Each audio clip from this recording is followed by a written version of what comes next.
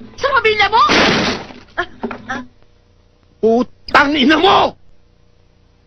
Hindi magagaya sa akin yung anak ko dahil walang asawang katulad mo! Kaya hindi natuloy ang pangarap ko eh. Dahil kinontra mo eh. Pinamili mo ko. Kung yung pangarap ko, ikaw, natural, pipiliin kita, mahal kita eh. O ano nangyari sa akin ngayon? Isa akong walang kakwenta-kwentang tao. Walang pangarap, walang ambisyon, walang direksyon.